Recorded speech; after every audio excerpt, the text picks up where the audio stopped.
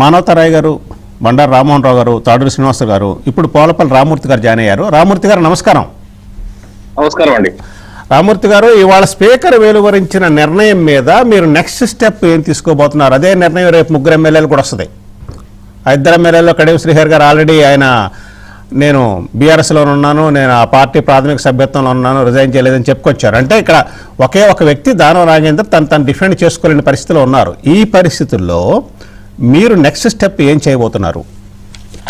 లేదండి, 10 మంది పార్టీ మారిన విషయం వాస్తవంగా భారతదేశ వ్యాప్తంగా తెలుసు. అదే విధంగా 4 కోట్ల సంబంధించి అయితే మన తెలంగాణ పైన తెలుసు. చిన్న పిల్లగానికి ఇచ్చి లేపినా కూడా వీళ్ళు ఏ పార్టీలో ఉన్నారో చెప్తారు. కానీ ఏంటంటే పదవి పోతే 10 నిమిషాలు కూడా బతకలేని ఈ విధి కుక్కలు, నేను ఓపెన్ గా చెప్తున్నా, భాషలు కొంచెం సరిచేద్దాం. అంటే ఈ పదవి మారినటువంటి ఎమ్మెల్యేలు అందాం వారి భాష కొంచెం భాష లేదండి. ఇప్పుడు మాకు ఉంటది కదండి, మా కండువ మీద గెలిచి మా పార్టీకి ద్రోహం చేసి ఇంకా కూడా పార్టీ మారలేదంటే మేము ఎంతనే తిట్టొచ్చండి. వాళ్ళు పడాలి, ఎందుకంటే వాళ్ళు పడాలి వినటోళ్ళకి కూడా. ఎందుకంటే కాంగ్రెస్ లో కోపం వచ్చినా లేకపోతే ఇంకే పార్టీ కోపం వచ్చినా వాళ్ళతో సంబంధం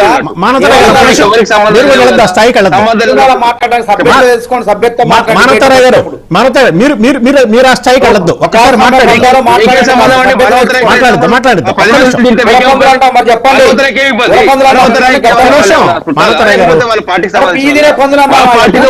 గురించి మేము మాట్లాడుకుంటున్నాం. మా పార్టీలో ఉన్నారు కదా,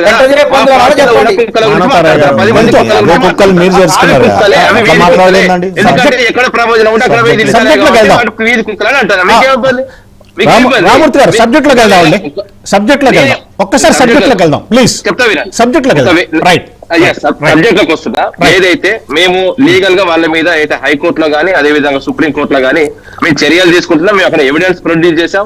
ఆ ఎవిడెన్స్ ఏ విధంగా వీళ్ళు అయితే కడియం శ్రీహరి ఒక మీటింగ్ లో చెప్తూ నేను కాన్స్టిట్యున్సీ అభివృద్ధి కోసం అయితే కాంగ్రెస్ పార్టీలో చేరాలని అని కూడా చెప్పింది. అదే విధంగా ఏదైతే వాళ్ళ బిడ్డ నామినేషన్ వేసి కాంగ్రెస్ నుంచి గెలిచిందో ఆ నామినేషన్ పత్రంలో కూడా సంతకాలు పెట్టింది అన్నది కూడా టు బి క్లియర్. అదే విధంగా దానం నాగేందర్ ఎంపీగానే పోటీ చేసిండు వేరే పార్టీ మీద. ఇంకోటి ఏంటంటే వీళ్ళు ఏదైతే ఇంకా మిగతా 8 మంది కంప్లీట్ గా ఏదైతే వాళ్ళు పార్టీ కండువ మార్చుకొని ఏదైతే వాళ్ళు కాన్స్టిట్యున్సీలో ఏదైతే వాస్తవంగా చెప్పాలంటే కాంగ్రెస్ సంబంధించిన మీటింగ్ లో కూడా అటెండ్ అయ్యి అక్కడ మాట్లాడడం జరిగింది. ఎందుకంటే ఇలాంటి అంశాలు క్లియర్ గా ఉన్నాయి. వాళ్ళు కూడా గత ఏదో పలు మీటింగ్ లో విధంగా ఫ్లెక్సీలలో వివిధ కాంగ్రెస్ పార్టీకి సంబంధించిన అంశాల్లో పూర్తిగా నిమగ్నమై ఉన్నారు. కాబట్టి ఇంకోటి ఏంటంటే పార్టీ మారితే పార్టీ మారాలని చెప్పాలి. ఎందుకంటే గతంలో కూడా మనం చేస్తున్నాం, మమ్మల్ని కూడా అనొచ్చు. ఎందుకంటే భారతదేశ చరిత్రలో 1967 నుంచి పార్టీ ఫిరాయింపులు వస్తున్నాయి. 1000 మంది కాంగ్రెస్ వాళ్ళు పార్టీని మారిన ఉన్నారు. అదేవిధంగా 300 పైగా బీజేపీ వాళ్ళు కూడా మారిన వాళ్ళు ఉన్నారు. పార్టీ ఫిరాయింపులు ఫాదర్ ఎవరైనా ఉన్నారంటే వాస్తవంగా చెప్పిన కాంగ్రెస్ పార్టీ అని చెప్పుకోవచ్చు.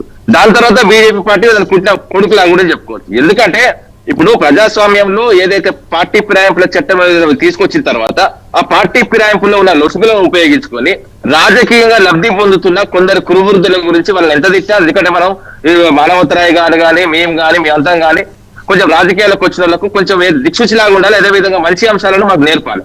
కానీ వీళ్ళు నేర్పే ఏంటంటే ఇప్పుడు కడియం శ్రీహరి నీతులు పొద్దుగా లేస్తే నీతులు ధర్మాలు కథాకారకం అంటారు. నీతులు చెప్పిన నక్క ఏదైతే గోతులో పడ్డట్టు ఇప్పుడు అదే పరిస్థితి. ఎందుకంటే ఆయన పార్టీ మాట్లాడి నేను చాలా వీడియోలు ఉన్నాయి, ఒకటి కాదు రెండు కాదు, చాలా వీడియోలు ఉన్నాయి, చాలా విధాలుగా మాట్లాడిన అంశాలు కూడా ఉన్నాయి. మన ఏ పార్టీలో ఉండాలంటే ఏ పార్టీలో ఉండాలని ఆ పార్టీలో ఉండాలని మాట్లాడతాడు.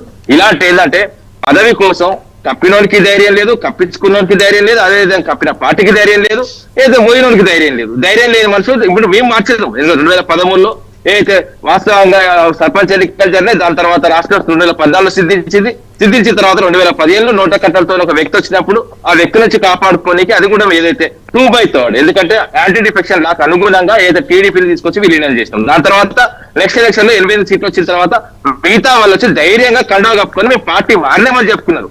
కానీ వీళ్ళలాగా ఏదైతే తలుపులు వేసుకొని కిటికీలకి వెళ్ళి చూసుకుంటా ఏదైతే ఈ విధమైన చర్యలు మాత్రం చేయలేదు. ఇందాక శ్రీనివాస్ గారు ఒక ప్రశ్న అడిగారండి. రామూర్తి గారు ఇందాక శ్రీనివాస్ గారు బీజేపీ నుంచి శ్రీనివాస్ గారు ఒక ప్రశ్న అడిగారు. ఏమన్నారంటే ఒక విప్ జారీ చేసి ఆ విప్కి అగెనిస్ట్ గా కానీ ఓటు వేస్తే అసెంబ్లీలో on the floor of the assembly definitely they are going to be disqualified from the party అని చెప్పారు. ఆ ప్రయత్నం ఎందుకు చేయట్లేదు మీ పార్టీ అని అడిగారు. సమాధానం చెప్పగలరా? దట్ ఈస్ పార్టీ అండి. ఇప్పుడు ఎమ్మెల్యేకి సంబంధించి అంశాలు వచ్చినప్పుడు ఎమ్మెల్యే ఎట్లా డిస్క్వాలిఫై అవుతాడు అన్నది యాంటీ డిఫెక్షన్ లా చదువుకోమని చెప్పండి. ఎందుకంటే యాంటీ డిఫెక్షన్ లాలో కొన్ని సెక్షన్స్ ఉంటాయి. కోర్టు ద్వారా మేము సబ్మిట్ చేసినాము. కోర్టు ఏదైతే స్పీకర్ కు డైరెక్షన్స్ ఇచ్చింది, వాళ్ళ మీద విచారణ చేపట్టమన్నది, విచారణ చేపట్టి నిర్ణయం తీసుకోమన్నది.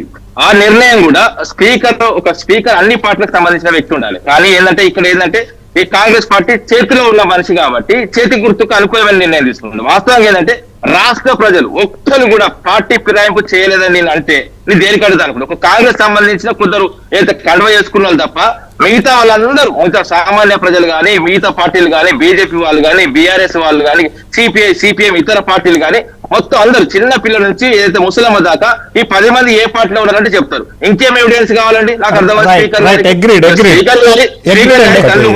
స్పీకర్ గారికి వాస్తవాలు చెప్పాలంటే గత ప్రభుత్వంలో కొంచెం మాకు నిజంగా దొరికితే కంటి వెలుగులు ఆపరేషన్ చేసి కళ్ళు అంటే శివరాబ్ గారు చెప్పండి. సరే, కాంగ్రెస్ పార్టీ వాళ్ళని చేర్చుకున్నాం, 2/3 చేసుకున్నాం, శాసనాల బట్టి చేసుకున్నాం, మన చట్టాలకు అనుగుణంగా